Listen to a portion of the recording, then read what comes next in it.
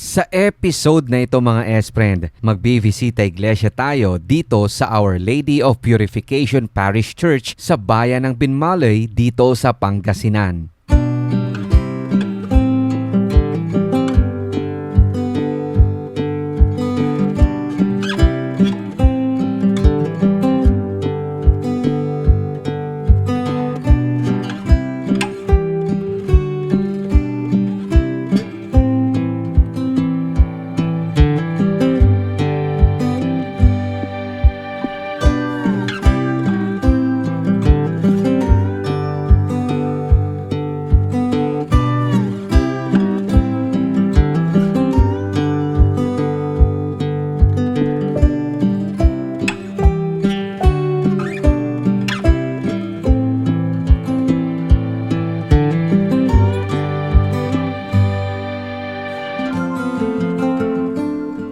Bukod sa mga popular na beach destinations, isa ang simbahan ng Our Lady of Purification Parish sa mga dinarayo sa bayan ng Binmaley hindi lamang upang hangaan ang intricate architecture, bagkus ay makilala rin ang religious and historical significance nito lalo at ang Binmaley Church ay isa sa mga pinakaluma o pinakamatandang simbahan sa lalawigan.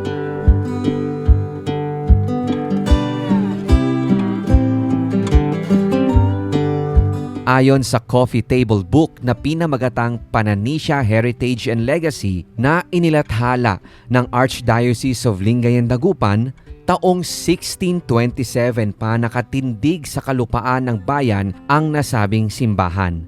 Naniniwala ang Catholic Bishops' Conference of the Philippines o CBCP na hindi dahil niluma at sinubok ng panahon maibabase ang pagiging sagrado o banal ng simbahang katulad ng Our Lady of Purification, kundi dahil sa pagmamahal ng mga taong nagdarasal sa loob ng gusali.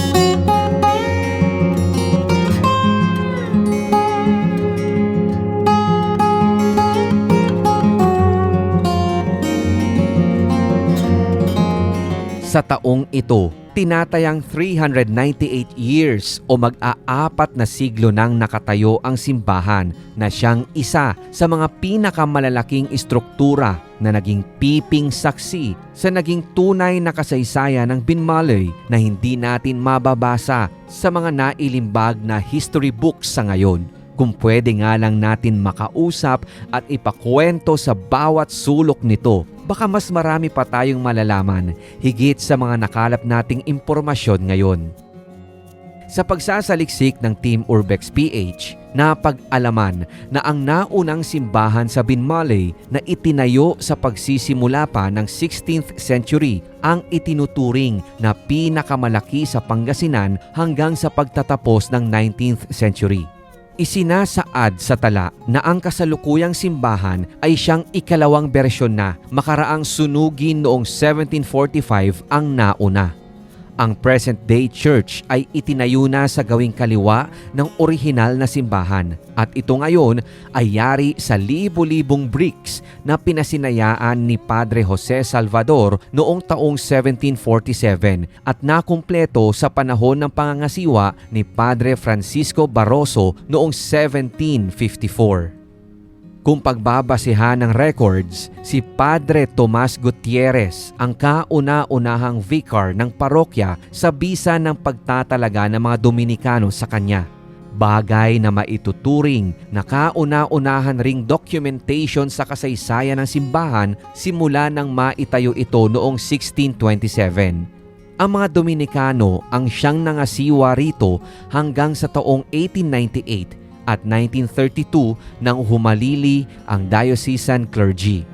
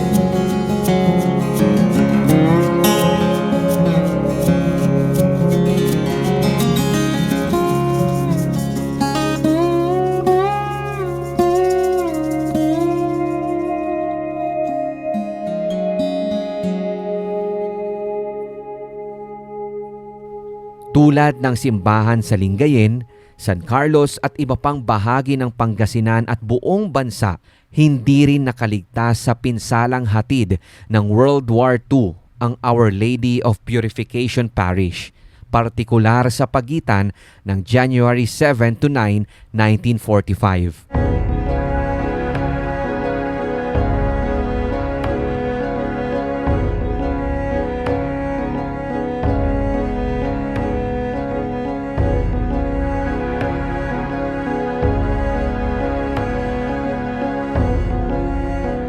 Sa pagtatapos ng digmaan, tanging dingding ang naiwan habang ang bell tower ay partly damaged. Kalaunan, nirebuild ang mga ito. Sa kasalukuyan mga esprend, naikubli na ng palitada ang mga brick parts ng istruktura, partikular sa gawing harapan nito. Subalit kung lilibutin mo mula gilid hanggang sa likuran ng simbahan, dito mo mas maa-appreciate ang kalumaan at katatagan ng naturang simbahan, lalo sa gawing likuran mga esprend na kung saan babatiin ka na lang ng isang napakalaking pader na purong ladrilyo. Kung susumahin, aabot umano sa 3 palapag ang taas ng Baroque-style brick church na ito na kapara ng mga nauna na nating nabisita iglesia na meron ding semi-circular arc main entrance at gayon din ang mga semi-circular arc windows sa magkabila nitong dingding.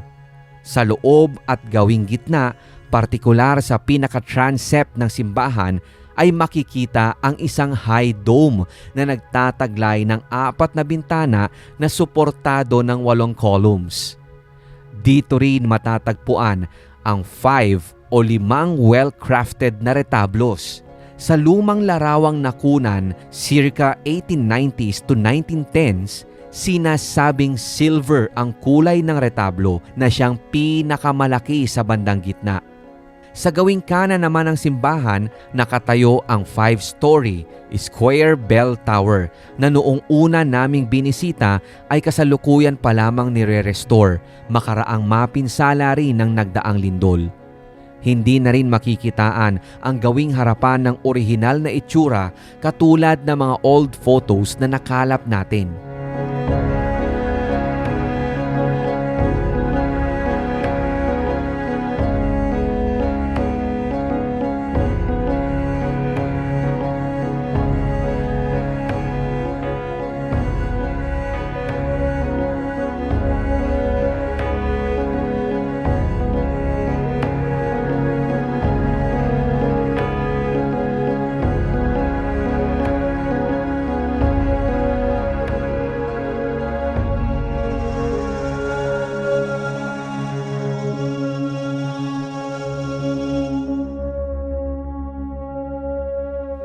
Kapansin-pansin rin ang nakadisplay na 1880 church bell sa harap ng maluwag na kapaligiran ng simbahan. Sa ating pagsasaliksik, ang naturang kampana ay may bigat palang 4,130 pounds habang sa likod nito may nakaukit at ito ay ang logo ng Fundación de Metales de Santos Supangco. Sinasabing isa ito sa mga largest church bells in the Philippines.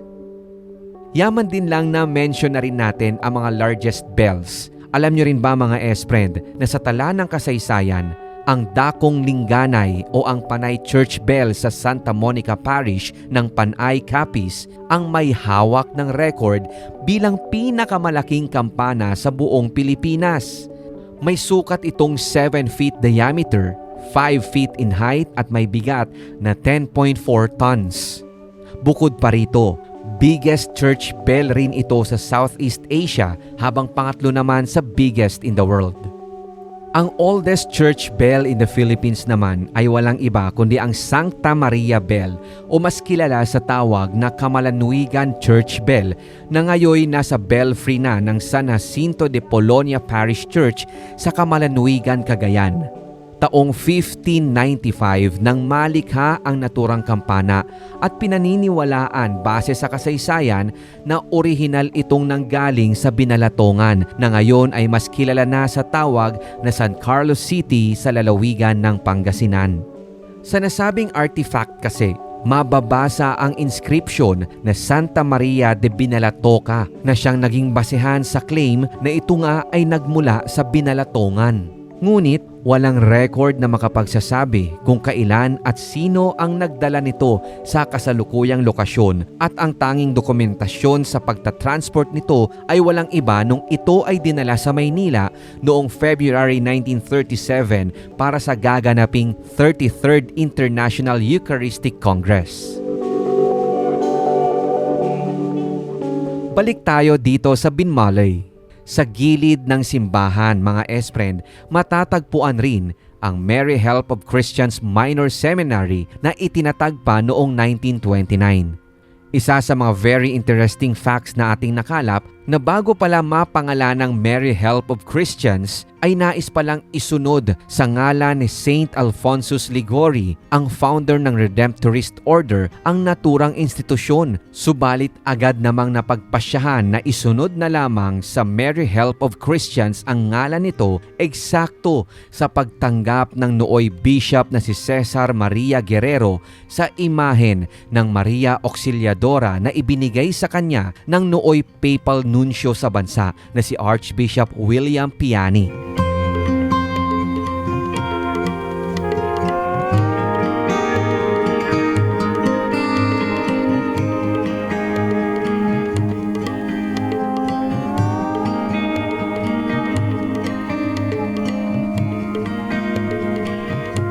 Sa loob ng simbahan, sinasabing nakahimlay ang mga labi ni Bishop Juan de la Fuente Yepes na naging obispo ng Nueva Segovia.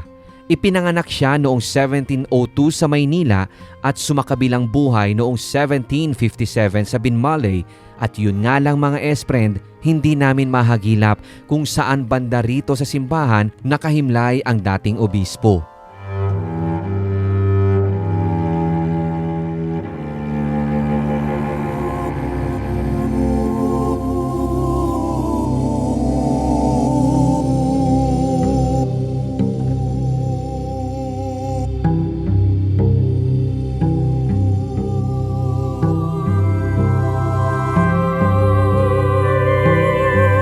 And speaking of himlayan, abangan rin mga S-Friend sa ating sementeryo serye, lalo nang tayo ay mabigyan ng pagkakataon na ma-explore ang lumang sementeryo ng bayan na kakikitaan pa ng mga bakas ng pagiging sinauna na lagi nating hinahanap sa segment na ito. Kaya tutok lamang dito sa channel at i-follow lamang kami sa aming mga social media accounts.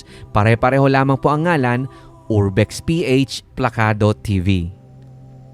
Kung babalikan lang ang brief history ng bayan, ang home of the Sigay Festival, bayan ng Binmaley. Hinango ito sa Pangasinan phrase na Nanmaliwya Valley o isang lugar na na-convert bilang bayan, lalo at pinaniniwalaang dati rin itong naging bahagi ng Binalatongan.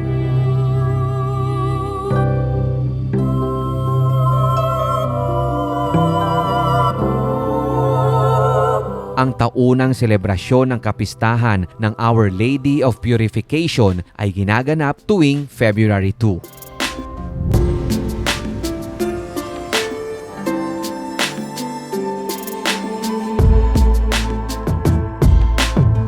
Kung sakaling magbibisita iglesia ka dito sa Pangasinan, isama mo na sa inyong listahan mga S-Friend ang Our Lady of Purification Parish Church ng Binmaley, Pangasinan.